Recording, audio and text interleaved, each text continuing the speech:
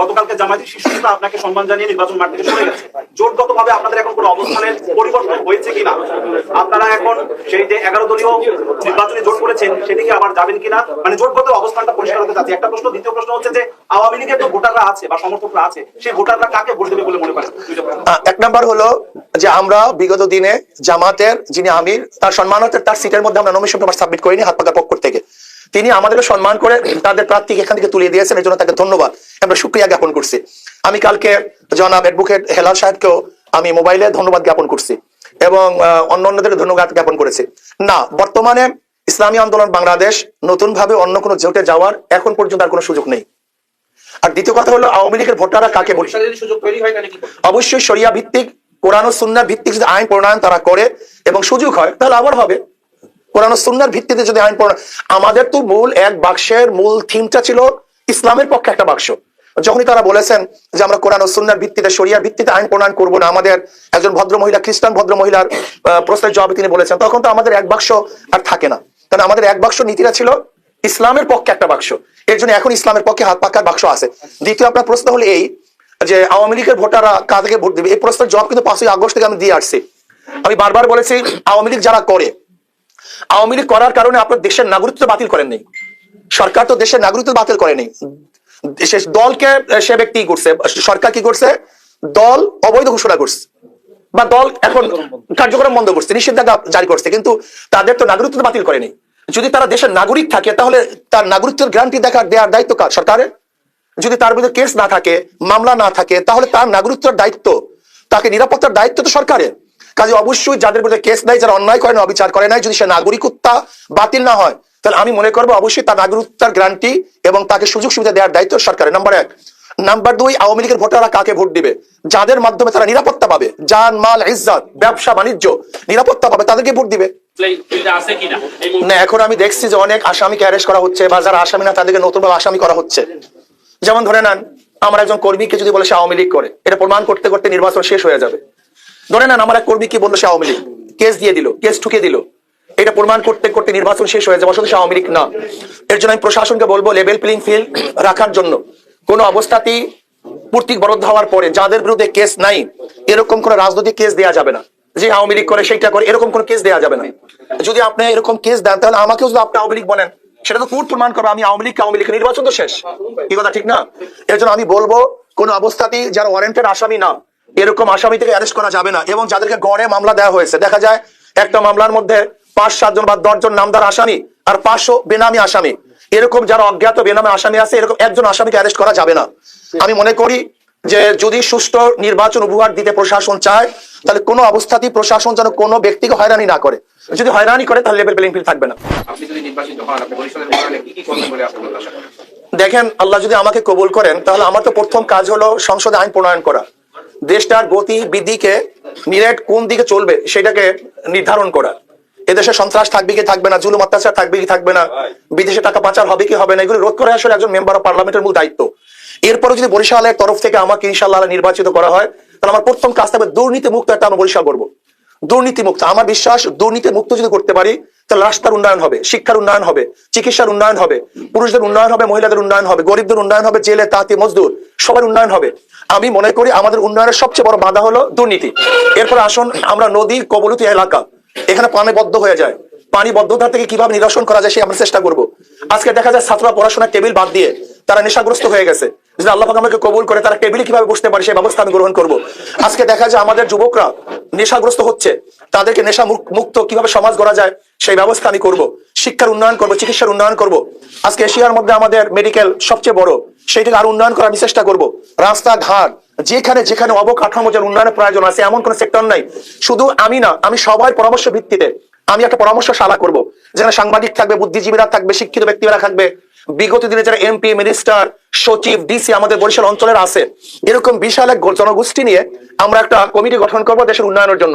সবাই সাংবাদিক থাকবে, সেখানে সমস্ত ব্যক্তিদের পরামর্শের ভিত্তিতে বরিশালের কি কি প্রয়োজন সবকিছু চিহ্নিত করে ইনশাআল্লাহ উন্নয়ন করার চেষ্টা করব। আমার প্রশ্নটা হচ্ছে যে এক বাক্স নীতি আপনারা ছিলেন এবং সমাবেশও করেছেন আপনারা, শেষ পর্যায়ে আমরা দেখলাম যে আসলে আপনারা ভাগ হয়ে গেল। এখানে কি জামাতের কোনো ব্যর্থতা হয়েছে যে কারণে আপনাদের সাথে সম্মিলিতভাবে এক বাক্স নীতিতে রইল না? দেখেন, আমি কার ব্যর্থতা এবং কি ব্যর্থ না এই বিষয়ে তো আমি আগেই বলেছি যে আমাদের মূল দাবি ছিল ইসলামের পক্ষে একটা বাক্স, এইটা হলো মূল। যখন ইসলামের পক্ষে বাক্স দেবো, সেই ইসলামী আইন প্রণয়ন না করি, তাহলে জনগণকে ধোকা দেওয়া হবে না? এটা তো বাস্তবতা।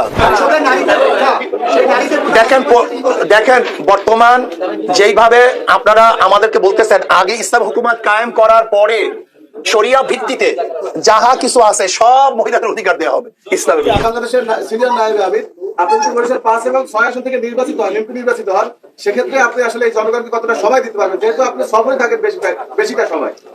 তখন তো আমার মূল কাজ হবে এইটাই। এখন যেরকম আমার মূল কাজ সফর, তখন তো মূল কাজ আমার এইটাই হবে। যদি নির্বাচিত হন তাহলে দেশের নারী এবং পিছিয়ে পড়া জনগোষ্ঠীর জন্য কি করবেন? আর গণমাধ্যমের সাথে আপনার একটা ভালো সম্পর্ক রয়েছে, গণমাধ্যমের দীর্ঘদিনের একটা দাবি রয়েছে সাংবাদিক সুরক্ষা, সেই সুরক্ষা আইনটিকে আপনাদের দল যদি ক্ষমতায় আসে তাহলে আপনারা বাস্তবায়ন করবেন কিনা? আর আসল আপনারা জয়লাভের ক্ষেত্রে কতটা প্রত্যাশা করেন? দেখেন, একটা হলো সুরক্ষা। আমরা শুধু সাংবাদিকদের নয়, বাংলাদেশের প্রত্যেকটা নাগরিককে সুরক্ষার ব্যবস্থা করবো ইনশাআল্লাহ। প্রত্যেকটা নাগরিকের সুরক্ষা কিভাবে দিতে হয় সেই ব্যবস্থা আমরা করব। আমি কালকেও কর্মী সম্মেলনে বলেছি, তোমরা খাদেম হও, রাজনৈতিক কাজটাকে খেদমত মনে করো, এটা ভোগের বা ব্যবসার জায়গা মনে করবে না। এটা আমি কালকে আমাদের কর্মীদেরকে বলছি। এর জন্য আমরা মনে করি রাজনৈতিক খেদমত এটা ব্যবসার জায়গা না। এতদিন ক্ষুধার্ত ছিলাম, এই বক্তব্যটাই হলো আমাদের ধ্বংসের মূল কারণ। এতদিন ক্ষুধার্ত ছিলাম, এই বক্তব্যটা হলো সমস্ত ক্যান্সার, এটা ধ্বংসের কারণ। কারণ রাজনৈতিক আমরা ক্ষুধা নিবারণ জায়গা মনে করি, আসলে রাজনৈতিক ক্ষুধা নিবারণের জায়গা নয়, বরং এটা খেদমতের জায়গা, সেবার জায়গা। আমি আমাদের নেতা কর্মীদেরকে সেবার জন্য তাকিদ করছি, প্রশিক্ষণ দিচ্ছি, আমরা সেবা করবো, নাম্বার 1।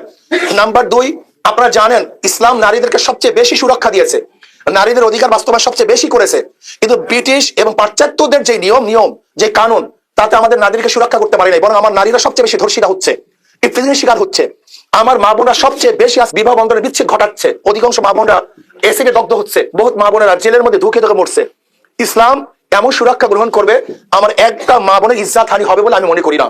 এবং আমার প্রত্যেকটা মা বোনের অধিকার, তাদের শিক্ষা, চিকিৎসা, তাদের বাসস্থান, এমন অনেকে মনে করে, যেমন একজনে বলেছে যদি আমরা ক্ষমতায় যাই তাহলে 8 ঘন্টা থেকে 5 ঘন্টা কমিয়ে আমরা তাদেরকে বেতন বাড়িয়ে দেবো। আমাকে প্রশ্ন করছে আপনারা কি করবেন? আমি বললাম আমি 8 ঘন্টা 5 ঘন্টা দূরের কথা, আমি এমন ব্যবস্থা করবো যে কোনো নারীকে চাকরি না করতে হয়, যদি প্রয়োজন না হয় আমি তাদের ঘরে টাকা পৌঁছাবো।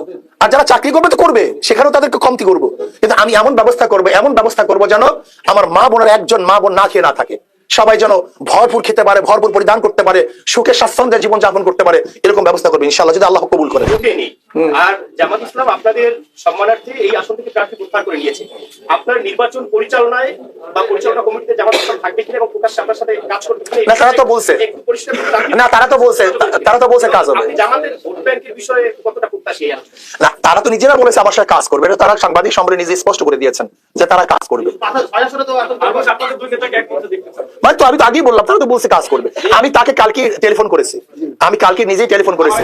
নির্বাচনী প্রচারণা এবং নির্বাচনী প্রত্যেকটা জায়গায় ক্ষমতা আছে কিনা, অর্থাৎ যারা ভিন্ন মতে বা আপনার সাথে যারা প্রতিদ্বন্দ্বিতা করতে চাচ্ছে বা যারা করবে, তাদের অবস্থান এবং আপনার অবস্থান বা আপনার কর্মীদের অবস্থানের ক্ষেত্রে কোনো সমস্যার সৃষ্টি হচ্ছে কিনা বা আগামীতে সমস্যা হবে এই জাতীয় কোনো আশঙ্কা করতেছেন কিনা, এই জায়গায় প্রশাসনের ক্ষেত্রে আপনার কোনো বক্তব্য আছে? দেখেন, আজ প্রচারণা কালকে থেকে শুরু, কালকে থেকে এখন পর্যন্ত বলতে পারছি না।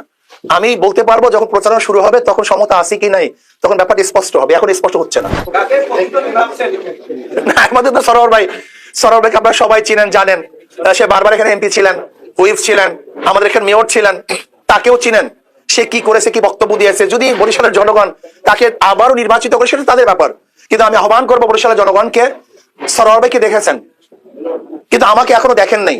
যদি মনে করেন ইসলামী আন্দোলন বাংলাদেশের যে ক্যান্ডিডেট, আমি যদি সংসদে গিয়ে বোবার মতো থাকি তাহলে আমাকে সেখানে পাঠানো আপনার ঠিক হবে না। কারণ সংসদে একজন বোবা পাঠিয়ে লাভ নাই, হ্যাঁ এবং না এর পক্ষে শুধু হাত তোলার পার্টি পাঠিয়ে সেখানে আমার মনে হয় লাভ নাই। যদি মনে করেন আমিও সেখানে বোবার মতো থাকবো তাহলে আমাকে পাঠানো ঠিক হবে না। আর যদি মনে করেন না আমি বোবা থাকবো না, বরং দেশের পক্ষে, মানবতার পক্ষে, এই দেশের জনগণের পক্ষে আমি বাঘের মতো হুঙ্কার দেবো, আমি স্পষ্ট কথা বলতে পারবো, তাহলে আমি বলবো বরিশালের জনগণ একটাবারের জন্য আমাকে পরীক্ষা করুন, ইনশাল্লাহ ফেল করবেন না, পাস করবেন ইনশাআল্লাহ।